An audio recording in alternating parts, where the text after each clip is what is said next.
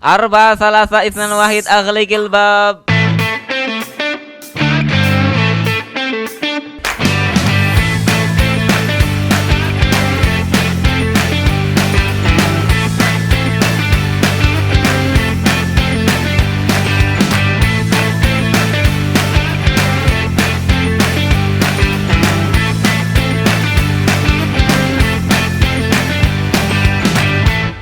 Assalamualaikum warahmatullahi wabarakatuh. Alhamdulillah. Waalaikumsalam warahmatullahi wabarakatuh.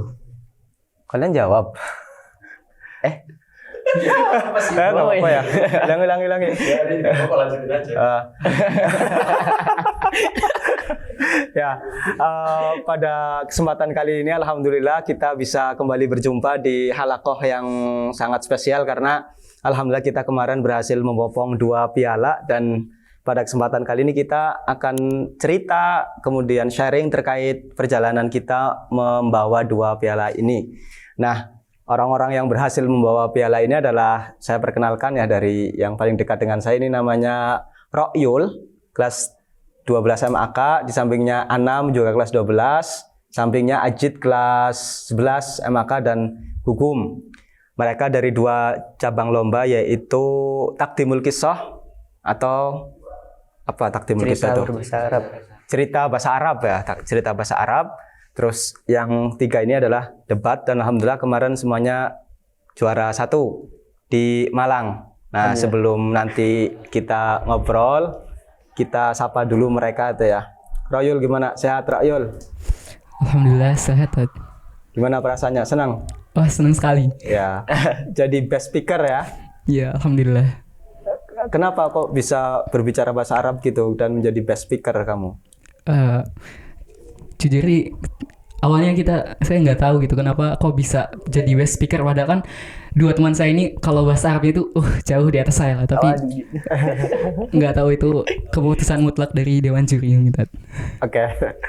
Sampingnya Anam sehat Nam? Alhamdulillah sehat. Kenapa kemarin ketika pas lomba justru kayaknya performa yang paling ini kamu ya?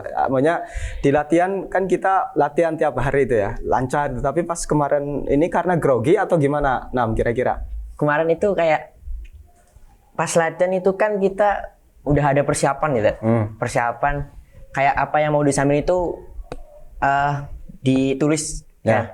Cuman kemarin itu pas kita datang ke Malang, terus dihadapin sama alumni-alumni, diajarin sama mereka beliau-beliau itu bahwa tugas dari mutakalim ketiga itu sangat beda gitu.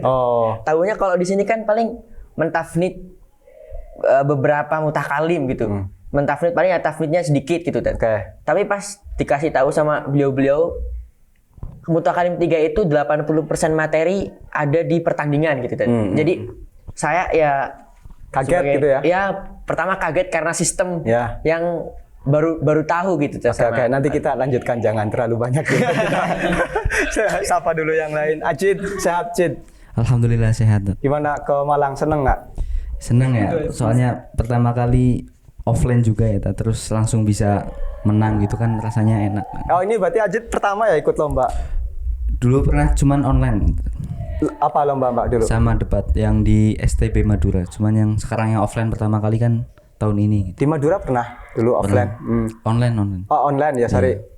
Kalah tapi? Iya, cuman sampai babak penyisian doang. Timnya sama siapa dulu waktu itu? Seperempat final. Saya sama Hamdan sama Raihan. Oh iya, oke.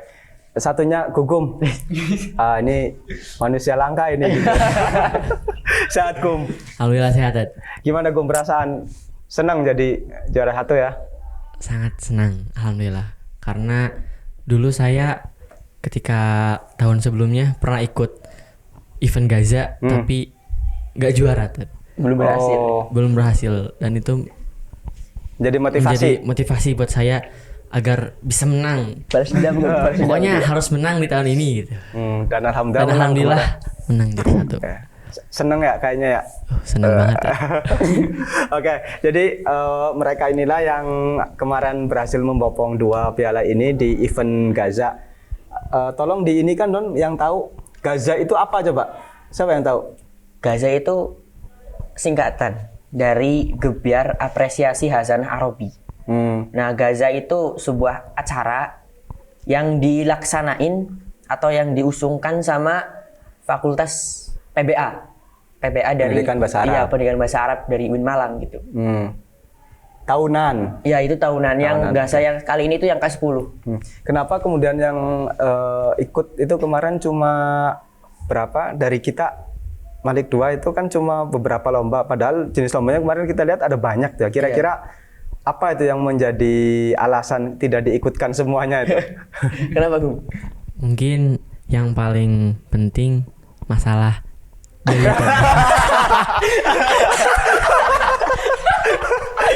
emang kalau ini itu maksudnya apa? Enggak, hubungannya apa tuh? Jauh. Mungkin yang pertama jauh juga mungkin Ya, jaraknya dari ya. Brebes ke Malang kan butuh biaya yang besar, Ya. entah itu dari tiket lah ataupun dari Akomodasi. makanan, akomodasi Ya, ya, dan ya. yang lain-lain.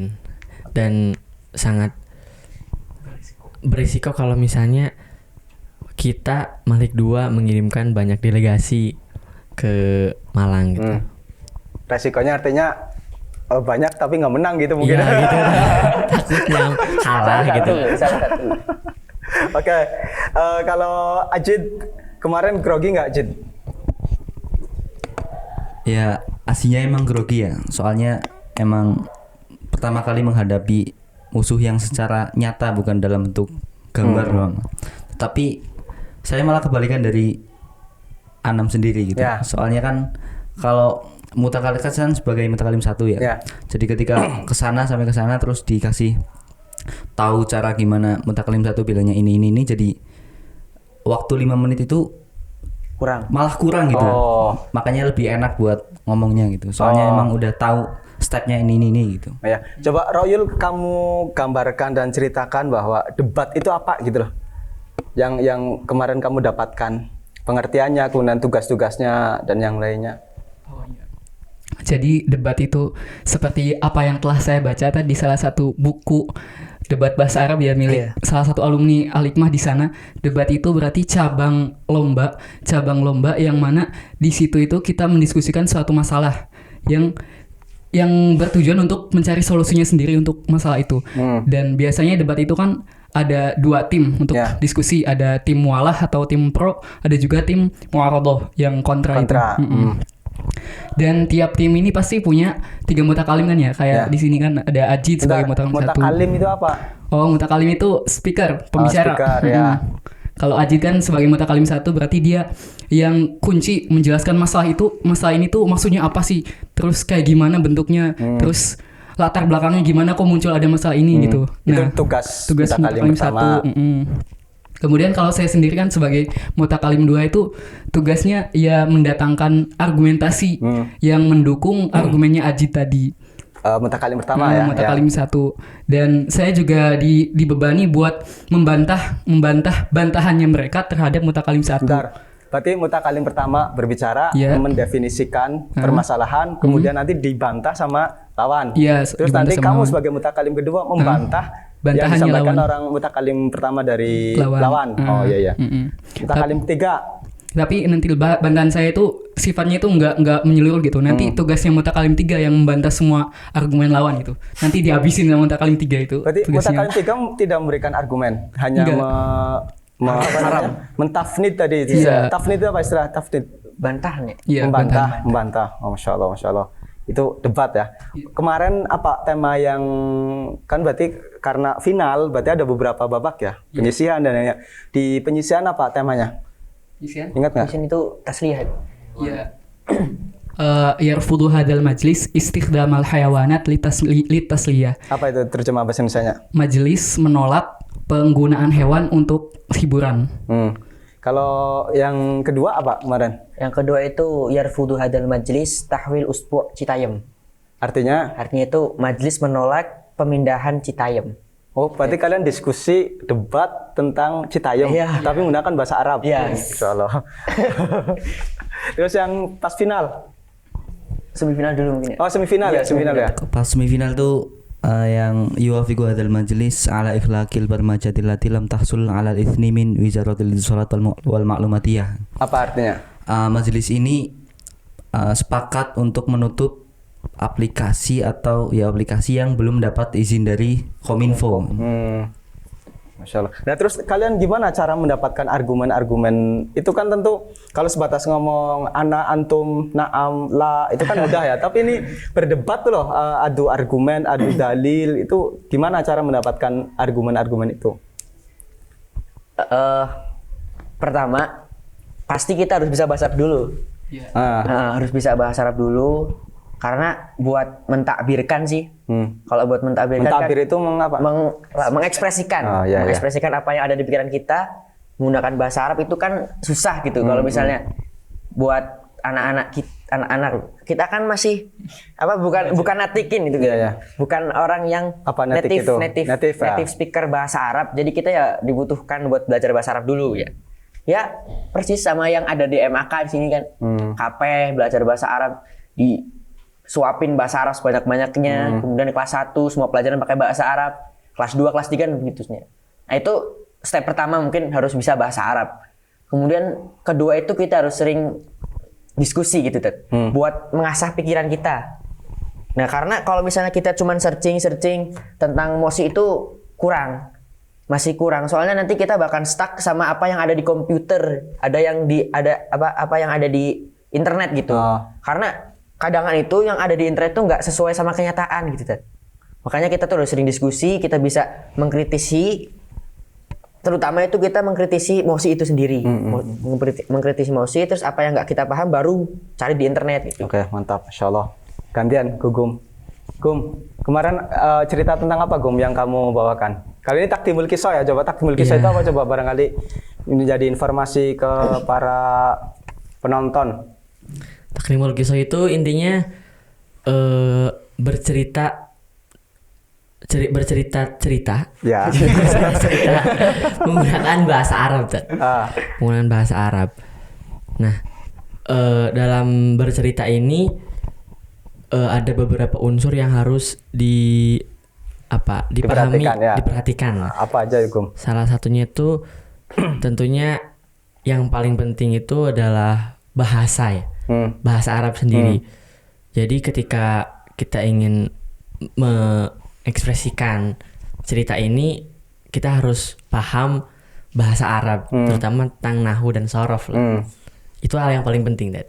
Terus yang kedua, kalau dalam cerita itu kita harus memperhatikan juga tentang objeknya, Dad. Objek itu maksudnya siapa? Jadi objeknya tuh orang yang mendengarkan atau menonton cerita kita gitu. Jadi ketika kita membawakan cerita itu harus disesuaikan dengan objeknya gitu. Kalau misalnya kita membawakan cerita yang kurang dipahami oleh penonton, bisa jadi penonton jadi kurang paham gitu dengan apa yang kita bawakan. Jadi kita sebagai, kalau bisa dibilang storyteller lah, harus membawakan cerita yang mudah dipahami dan relate sama penontonnya. Masya Allah. Nah kira-kira nih dari kemarin kan kamu dapat urutan nomor berapa maju? Urutan nomor 7 tadi. Nomor 7. Berarti kan sebelum 7 kamu nonton kan? Nonton ya. Nah kira-kira yang kemudian kok kamu kemudian jadi juara 1 itu ya, hal yang membedakan cerita kamu dengan mereka atau pembawaannya itu apa gitu? Kok kamu bisa menang gitu lah? Sebenarnya banyak Tad. Jadi ini bagian dari sombong gitu ya. Enggak Tad. Yang pertama mungkin memang pas peserta lain maju itu banyak orang-orang yang sibuk dengan urusan mereka sendiri gitu Tad. Jadi pas yang pertama, yang kedua, yang ketiga itu memang pas mereka maju itu karena mungkin suara mereka tidak terlalu lantang dan suara mereka tidak terlalu jelas Tad. Artikulasinya tuh kurang, mungkin bisa dibilang kayak berkumur-kumur gitu Tad. Kayak gitu Tad. Tapi entah kenapa gitu, pas saya maju membawakan cerita, saya lihat penonton tuh Tad. Saya lihat penonton, jurinya lihat, penontonnya lihat, saya lihat dengan mata saya agar saya gak gugup dan mental saya gak rusak gitu. Saya berusaha untuk berinteraksi dengan penonton dengan penonton. Sehingga pas saya lihat juri ataupun penonton itu, mereka memperhatikan balik tuh. Jadi hening gitu. Gak tahu kenapa tuh. Langsung hening gitu. Itu mungkin karena memang pembawaan kamu, Gum. Iya, Pembawaan kayaknya. aja. Dan itu yang kemudian mengantarkan kamu juara 1 mungkin. Mungkin kelebihan saya, kenapa saya juga bisa mendapatkan juara 1 mungkin dari segi ekspresi saya mungkin. Karena mungkin yang lain itu ekspresinya ya bisa dibilang Datar. ada yang datar, ada yang terlalu over lah, nggak bisa menyesuaikan pas di bagian cerita mereka. Tapi alhamdulillah kan kalau saya bisa paham gitu. Oh, kalau misalnya pas bagian ini saya ekspresinya tuh harus begini gitu. Mungkin kelebihan saya itu pas membawakan cerita itu dalam segi ekspresi. Apa cerita yang kemarin dibawakan itu apa judulnya? Kalau judulnya Atau temanya lah, tentang apa itu? Temanya tentang cerita motivasi, tasjiat. Tasjiat. Tasjiat. Oh, itu ada kategori pembagiannya Iya, gitu? jadi ada 3 kategori Tad. Apa aja? Pertama itu fabel, cerita hewan-hewan lah. Terus yang kedua itu tasjiat, tasjiat cerita motivasi. Terus yang ketiga itu kartun Tad. Kamu milih yang Saya memilih tasjiat yang mungkin relate sama semua orang lah. Ya. Terus saya memilih judul dengan judul Sakaratul Maut. Wow. Itu relate sekali karena Itu semua relate orang sekali pasti dengan semua akan orang, mendapati sakaratul maut ya. Terus dapat inspirasi ceritanya dari siapa? Sebenarnya Pribadi. cerita ini tuh saya dapat dari kakak kelas saya Tad. Oh, Kakak kelas saya. Jadi pas itu kakak kelas saya namanya itu Ahi Ardian. Ardian. Ya. Dia yang membuat cerita itu Tad. Yang membuat. Jadi sebenarnya saya tuh cuma mengembangkan doang cerita tersebut. Idenya dari dia. Idenya dari Ardian. Nah, Ahi Ardian itu ngasih ide ini, cerita ini tuh ke adik kelas saya. Adik kelas saya. Ya. Adik kelas saya namanya Fakih. Terus saya ngambil Dari Fakih. dari Fakih gitu. Jadi Terus saya dikembangkan sama Ya. saya dikembangkan. Gimana bagusnya gini gitu. Secara singkat tuh Sakaratul Maut gimana ceritanya tuh? Tentang apa? Ceritanya tuh tentang orang sukses Tad. Ya. Tentang orang Ya barangkali kan nanti juga ada yang termotivasi. Iya. Ini kan tasjiat katanya ya. Ya. Tentang orang tua yang sukses Tad. Dia tuh mempunyai segala hal. Kaya raya, mampu untuk memberi apapun.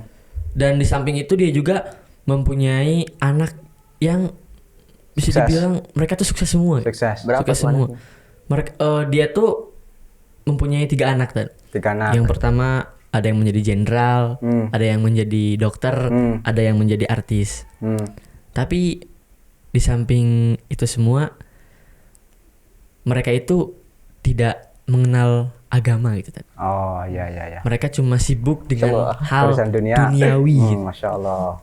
Tidak mengetahui siapa Tuhannya, Wow. siapa nabinya, apa agamanya. Mereka tidak tahu itu Tad. Tapi Islam katanya. Tapi itu Islam. Oh. Tapi Islam. Dan mereka gak tahu, gak pernah menyentuh hal-hal yang berbau agama gitu. Mereka hanya sibuk dengan hal-hal dunia gitu. Intinya begitu Tad. Ya. Terus mati lah. Sakaratul Mati. Mautnya mana? Jadi pas sakaratul mautnya itu pas dia udah tua, kan pas dia udah tua itu gak ada satu anak pun yang datang menjenguknya gitu Tad. Oh. Padahal sebelum itu anak-anaknya itu pernah ada yang masuk penjara, terus ada yang kena narkoba, terus ada yang dipecat dari pekerjaannya. Itu bapaknya itu membantu dengan mengeluarkan uang yang dia punya gitu. Sampai uangnya itu habis.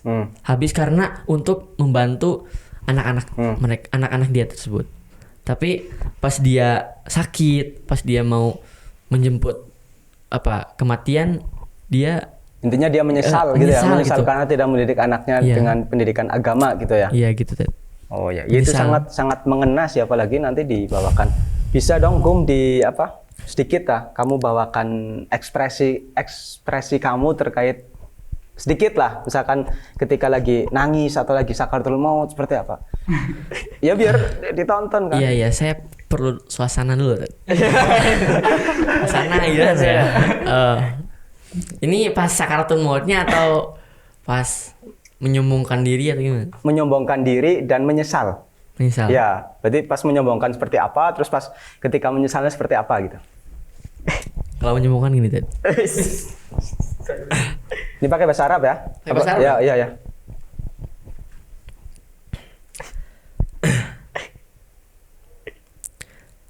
Ana ghaniyun jiddan. Ladayya amwalun kathiratun sayyaratun mutanawwi'atun wa ta'iratun jayyidatun.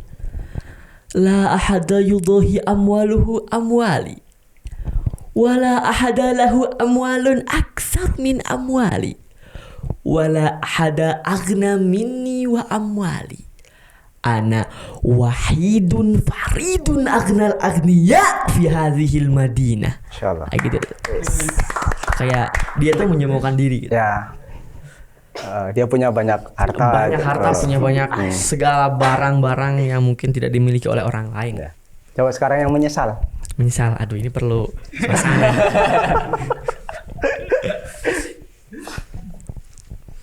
Ini pas menyesalnya tadi. Ya, Ini jadi ketika udah disiksa sama malaikatnya. Oh, ada dengan malaikatnya. Ya.